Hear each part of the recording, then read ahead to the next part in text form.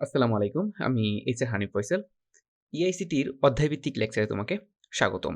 তো আজকে আমরা আলোচনা করব এইচএসসি একাদশ দ্বাদশ শ্রেণীর আইসিটি বইয়ের চ্যাপ্টার 4 নিয়ে অর্থাৎ ওয়েব ডিজাইন ও HTML এবং ওয়েব ডিজাইন ও HTML এর আজকের আলোচ্য বিষয় হবে টেক্সট ফরম্যাটিং ট্যাগ নিয়ে। আর এই ভিডিওটি হচ্ছে আমাদের টেক্সট ফরম্যাটিং ট্যাগের উপর দ্বিতীয় ভিডিও।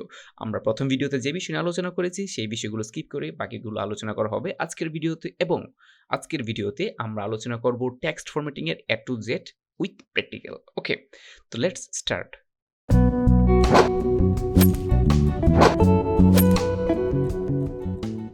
তো টেক্সটকে বিভিন্ন ফরম্যাটে দেখানোর জন্য যে সকল ট্যাগ ব্যবহার করা হয় তাদেরকে ফরম্যাটিং ট্যাগ বলে।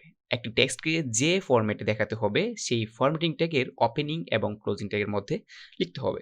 দ্যাটস মিন তুমি যদি কোনো কিছুকে বোল্ড করতে চাও, মানে দ্যাটস মিন তুমি কতটুকু অংশ বোল্ড করতে চাও, ওই শুরু অংশ তুমি একটা স্টার্টিং ট্যাগ দিবা এবং যে যতটুকু অংশ তুমি শেষ করতে চাও বা যেখানে তোমার এন্ডিং পয়েন্ট হবে সেখানে তোমার একটা এন্ডিং ট্যাগ বা ক্লোজিং ট্যাগ থাকবে। ক্লিয়ার? ওকে। তো প্রশ্ন হলো HTML ফরম্যাটিং এলিমেন্টস গুলো কি? এক, বোল্ড টেক্সট। তুমি যদি বোল্ড করতে চাও তাহলে লিখবা কি বি। ২, ইটালিক। তুমি যদি কোনো টেক্সটে ইটালিক করতে চাও তাহলে তোমাকে লিখতে হবে কি আই। ওকে। এই সবগুলো হচ্ছে ওপেনিং ট্যাগ এবং সবগুলোর কি হবে ক্লোজিং ট্যাগ থাকবে। ওকে। তুমি যদি ডিলিট করতে চাও তাহলে লিখতে হবে কি ডেল। শুধু ডেল লিখলেই হবে। তুমি যদি সাবস্ক্রিপ্ট দ্যাটস মিন কোনো কিছুর নিচে যদি কোনো লেখাকে লিখতে চাও, যেমন H2O, আমরা সবাই জানি পানির সংকেত H2O, এইচ এর নিচে যে ছোট করে 2 লিখা ওইটার জন্য তোমাকে লিখতে হবে কি সাব 2। ওকে, এটাকে বলে কি সাবস্ক্রিপ্ট, এগুলো এমসিকিউতে আসে। ওকে, দেন হলো সুপারস্ক্রিপ্ট। বুঝতে পারতেছো পাওয়ার। সুপারস্ক্রিপ্ট দ্যাটস মিন আমরা লিখতাম না a square plus b square, এই যে এর উপর পাওয়ার দেওয়া দ্যাটস মিন a স্কয়ার, এই পাওয়ার দেওয়াটাকে বলে কি sup. That's mean a square লিখতে গেলে তোমাকে লিখতে হবে কি a sup 2 then sup close. Okay, তারপর হলো স্মল। স্মল টেক্সট হলো নরমাল যে প্যারাগ্রাফ টেক্সটের টেক্সটটা হয় তার চেয়ে যদি একটু ছোট করতে চাও টেক্সটকে তাহলে তোমাকে লিখতে হবে স্মল ট্যাগ। ওকে, দেন হলো ইনস। তো ইনসার্টেড টেক্সট, যদি কখনো কোনো ইনসার্টেড টেক্সটের প্রয়োজন হয় তাহলে আমরা লিখব কি ইনস। ক্লিয়ার? ওকে, দেন হলো স্ট্রং। স্ট্রং আসলে কি মিন করে? স্ট্রং হলো ইম্পর্টেন্ট টেক্সট। আমি আবার একটা বিষয় বলতে চাচ্ছি যে আমাদের পূর্ববর্তী ভিডিওতে বলেছিলাম যে টেক্সট ফরম্যাটিং এলিমেন্ট বা টেক্সট ফরম্যাটিং ট্যাগ হলো মেইনলি ২ প্রকার। একটা হলো প্র্যাকটিক্যাল আর একটা হলো কি লজিক্যাল। তো বোল্ড যা করে স্ট্রং সেম কাজ করে, বাট স্ট্রং দ্বারা ব্রাউজারকে গুরুত্ব বোঝানো হয়। ক্লিয়ার? ব্রাউজার বুঝতে পারে এটা কি অধিক গুরুত্বপূর্ণ। ক্লিয়ার? ওকে, তারপর হলো কি এমফাসাইজ। তো এমফাসাইজড টেক্সট হলো কি এটা সিমিলারলি ইটালিক টেক্সট যা করে, একটা ইটালিক ট্যাগ যা করবে মানে আই ট্যাগ যা করে এমপাসে সেম কাজটা করে, কিন্তু সিমিলারলি এটা হলো লজিক্যাল, ব্রাউজার এটাকে প্রাধান্য দিবে। ক্লিয়ার? ওকে, দেন হলো মার্ক ট্যাগ। যদি তুমি কখনো কোনো টেক্সটকে মার্ক করতে চাও, যেমন আমরা মার্কার দিয়ে মার্ক যেমনি করে ফেলি, ইয়েলো বিভিন্ন ধরনের হাইলাইটার দিয়ে যেমন হাইলাইট করে ফেলি, এভাবে মার্ক করার জন্য আমরা মার্ক ট্যাগ ইউজ করব। ক্লিয়ার? ওকে, তারপর যদি কোনো টেক্সটকে আন্ডারলাইন করতে চাই তাহলে আমরা কি লিখব? You. Okay, big, to increase the size. আমার যদি কখনো নরমাল যে সাইজটা থাকবে টেক্সটের তার চেয়ে যদি আরেকটু বিগ করতে চাই তাহলে আমরা কি বিগ নামক ট্যাগ ইউজ করতে পারি। ওকে, দেন আমরা আলোচনা করতে চাচ্ছি স্ট্রাইক। তো স্ট্রাইক কেন ইউজ করা হয়? স্ট্রাইক হলো কি two draw A strike through on a section of text. তবে এটা আসলে HTML4 এর আলোচ্য বিষয় ছিল, তো not supported in HTML5। So আমাদের স্ট্রাইকের ইউজ আমরা করব না, সো স্ট্রাইকের দরকার নাই। কিন্তু স্ট্রাইক ছাড়া বাকি ট্যাগগুলো আমাদের সবগুলো পরীক্ষায় খুবই গুরুত্বপূর্ণ। ওকে, এই সবগুলো কি ফরম্যাটিং ট্যাগ, মানে আমাদের টেক্সটগুলোকে ফরম্যাট বিভিন্ন সিস্টেমে সাজানোর জন্য এই ট্যাগগুলো মোটামুটিভাবে কি হয় ব্যবহার করা হয়। ওকে, এখন বিষয় হলো যে HTML ফরম্যাটিং ট্যাগ এবং তার এক্সাম্পল এবং আমরা যদি স্ক্রিনে লিখি তাহলে কেমন হবে আউটপুটটা। তুমি যদি স্মল এবং স্মল ট্যাগের ভেতরে তুমি যদি লিখো যে এই নরমাল কোনো একটা লেখা লিখো তাহলে কেমন হবে? এই স্মল ট্যাগ কেন ব্যবহার করা হয় আমি কিন্তু বলেছি তোমাকে যে একটি টেক্সটকে পার্শ্ববর্তী টেক্সটের চেয়ে ছোট দেখাতে ব্যবহার করা হয়। তুমি ধরো একটা নরমাল টেক্সট লিখে যেমন HTML স্মল, তারপর কি ফরম্যাটিং লেখা আছে, যেমন এখানে তুমি দেখো HTML তারপর কি স্মল, এই যে স্মল এই জায়গায় কি লেখা হয়েছিল, এই জায়গায় আসলে স্মল ট্যাগ ইউজ করা হয়েছিল। That's why. ওকে, তারপর দেখো বিগ তার মানে এই টেক্সটকে তার পার্শ্ববর্তী বা নরমাল যে রেগুলার টেক্সট থাকে তার চেয়ে তুমি একটু বড় দেখাতে চাও, যেমন দেখো HTML বিগ, এই যে বিগ লেখাটা কিন্তু এই ফরম্যাটিং এর থেকে একটু বিগ, সাইজ একটু বড়। এখানে হলো কি যে এই বিগের সাথে বা বিগে কি করা হলো আসলে বিগ নামক ট্যাগ ইউজ করা হলো, দ্যাটস ওয়াই সে বিগ হয়ে গেল। তারপর দেখো বোল্ড। তো বোল্ড কি টেক্সটটা মোটা বা বোল্ড করার জন্য তুমি দেখো দিস ইজ বোল্ড টেক্সট, তার মানে এখানে বোল্ড ট্যাগ ইউজ করা হয়েছিল। তারপর দেখো স্ট্রং, টেক্সটকে গুরুত্ব বোঝাতে এবং হাইলাইট করতে ব্যবহার করা হয় কি দিস ইজ স্ট্রং টেক্সট, এখানে স্ট্রং ইউজ করা হয়েছে। তো তুমি কিন্তু বুঝতে পারবে না যেটা বোল্ড অর স্ট্রং। কিন্তু এটা বুঝবে কে? ব্রাউজার এটাকে প্রায়োরিটি দিবে। ক্লিয়ার বিষয়টা? ওকে। আই মানে কি ইটালিক কোনো লেখাকে বাঁকানোর জন্য ব্যবহার করা হয়। আবার কি আমরা কি বলছিলাম যে ইএম বা এমফাসাইজড এটাও কি করা হয়? ইটালিক করার জন্য বা বাঁকা করার জন্য ব্যবহার করা হয়। কিন্তু আই দ্বারা কি লিখা আছে দেখো? গুরুত্ব আরোপ করা হয় না। কিন্তু আমরা যখন ইএম ইউজ করব এমফাসাইজ তখন কি করা হবে? গুরুত্ব আরোপ করতে ব্যবহার করা হয়। সো এটা কিন্তু ব্রাউজার ডিটেক্ট করবে। সো নরমালি ইউজাররা যখন ব্যবহার করবে সো ব্যবহারকারী কিন্তু কোনো কিছুই বুঝতে পারবে না। কিন্তু যে ডেভেলপার সে ভালো করে বুঝতে পারবে। ইভেন যে মেশিন বা ব্রাউজার কি এটাকে ডিটেক্ট করতে পারে। ক্লিয়ার? ওকে, আন্ডারলাইন আমরা আন্ডারলাইন ট্যাগ ইউজ করলে কেমন হবে? দিস ইজ আন্ডারলাইন এই যে আন্ডারলাইন হয়ে যাবে। তো আমরা যদি ডেল ইউজ করি, ডেল মানে ডিলিট বা কোনো লেখার মাঝখান দিয়ে কোনো একটা দাগ দেওয়ার জন্য আমরা কি ইউজ করি? ডেল। তাহলে ডেল হলে কি হবে? মাঝখান দিয়ে একটা ডিলিট বা দাগ তৈরি হবে। ক্লিয়ার? তো স্ট্রাইকও সিমিলার টাইপ। টেক্সটকে কাটা বোঝাতে কি স্ট্রাইক ব্যবহার করে। সো স্ট্রাইক আমরা ইউজ করব না কারণ এটা HTML5 এর আলোচ্য বিষয় নয়। সো আমরা এই বিষয়ে আর কথা বলতে চাচ্ছি না। ওকে। তারপর কি লিখে দেখো? সাব। আমরা কি বলছিলাম? সাব মানে সাবস্ক্রিপ্ট। তো সাবস্ক্রিপ্টের কাজ কি? সাবস্ক্রিপ্টের কাজ হলো এই যে টেক্সটের নিচে কোনো টেক্সট লিখে। যেমন দেখো দিস ইজ সাবস্ক্রিপ্ট। এই যে সাবস্ক্রিপ্ট লিখাটা নিচে চলে গেল না? তার মানে এই সাবস্ক্রিপ্ট লিখার শুরুতে সাব ছিল এবং কি লাস্টেও সাব ছিল। তারপর দেখো সুপারস্ক্রিপ্ট। টেক্সটকে সুপারস্ক্রিপ্ট করতে ব্যবহার করে। দ্যাটস মিন হলো কি পাওয়ার মানে একটা অক্ষরের উপরে লেখার যেমনটা আমরা বলছিলাম কি স্কয়ার এই টাইপ করতে ব্যবহার করা হয়। ওকে। তো এই বিষয়টা তুমি মাথায় রাখার চেষ্টা করো যে ব্রাউজারগুলো স্ট্রং ট্যাগকে বি হিসেবে এবং এমফাসাইজটাকে কি আই হিসেবে প্রদর্শন করে। যাই হোক, এই ট্যাগগুলো ব্রাউজারে আউটপুটে কোনো পার্থক্য নেই। তবে পার্থক্য রয়েছে কিসে? গুরুত্বে। আমরা এইজন্য বলেছি কি টেক্সট ফরম্যাটিং ট্যাগ প্রধানত ২ প্রকার practical sense another is logical. যেমন বি এবং আই টেক্সটকে যথাক্রমে বোল্ড এবং ইটালিক করে। অপরদিকে স্ট্রং এবং এমফাসাইজ কি একই কাজ করে বাট ওরা কি করে? গুরুত্ব বোঝায়। ক্লিয়ার? ওকে, তো আমরা এখন যে কাজটা করব আমরা হলো আমাদের টেক্সট ফরম্যাটিং এ যা আছে সবগুলোর প্র্যাকটিক্যালে চলে যাব।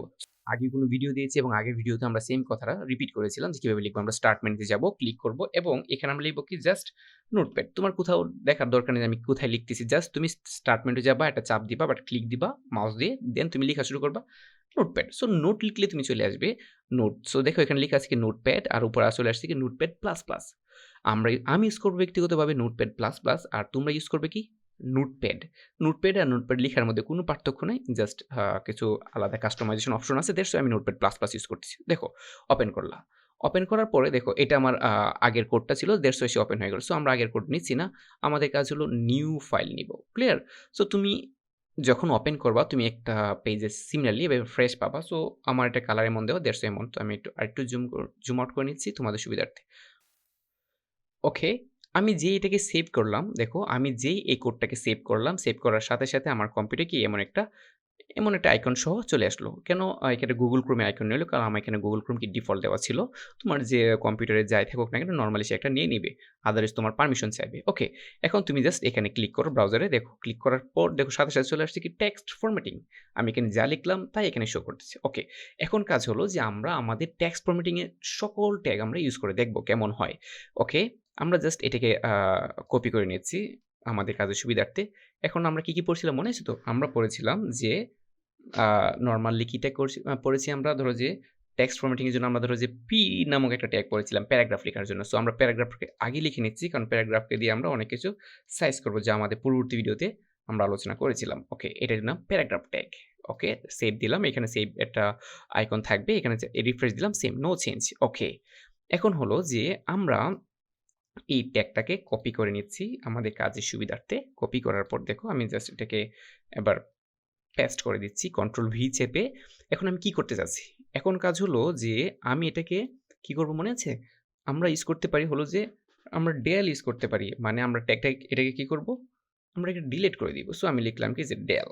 ওকে, আমি লিখলাম ডেল। ক্লিয়ার?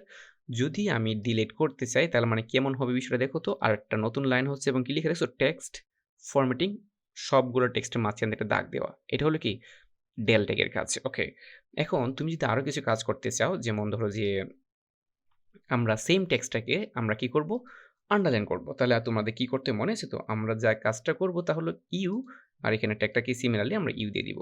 তাহলে দেখো এটাকে যদি আমি আবার সেভ করি দেখো কি হয়? এই যে আন্ডারলাইন। কিন্তু মজার কাহিনী হলো তুমি দেখছো যে তারা কি করছে? পাশাপাশি লাইনে চলে গেল। এটা তো হলো না। আমি লিখলাম নিচে, ওইটা চলে গেল ওই পাশে। হ্যাঁ, মনে রাখতে হবে HTML এ ব্রেক ট্যাগ ছাড়া, যে আমরা পূর্ববর্তী ভিডিওতে আলোচনা করেছিলাম, ব্রেক ট্যাগ ছাড়া কখনোই সে কি লাইন ব্রেক করে না। দ্যাটস মিন নিচে সে যায় না। সো আমাদের কি করতে হবে, এখানে তুমি জাস্ট একটা ব্রেক ট্যাগ, মনে আছে তো, ব্রেক একটা এম্পটি ট্যাগ, তুমি জাস্ট বিআর ইউজ করে ফেললা, দেখো সব অটোমেটিক সাইজ হয়ে যাবে। ক্লিয়ার? দেখো এখন যদি তুমি জাস্ট রিফ্রেশ দাও, দেখছো নিচে চলে যাচ্ছে। কারণটা হলো কেন? কারণটা হলো আমরা এখন ব্রেক ট্যাগ ইউজ করেছি। That's why. ওকে।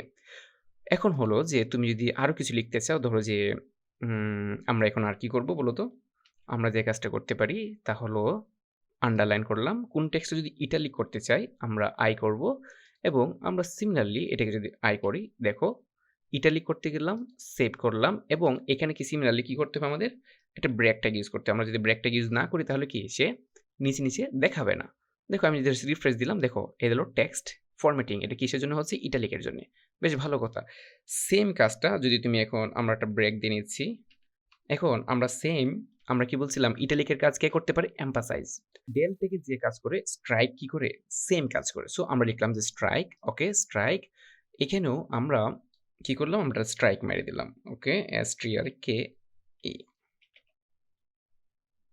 আমরা স্ট্রাইক মেরে দিলাম। স্ট্রাইক মারার পর সেভ করলাম, দেখো সেভ করার পর কি আসছে? এখানে সে স্ট্রাইক মেরে দিয়েছে।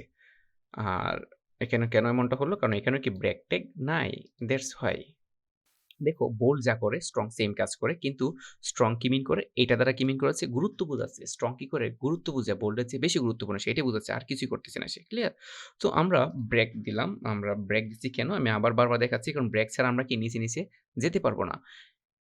তাহলে দেখলাম আমরা কয়টা রিপিটেশন জিনিস দেখলাম, যে ডেল যা করে স্ট্রাইক সেম কাজ করে, কিন্তু স্ট্রাইক কি ইম্পর্টেন্স মিন করে।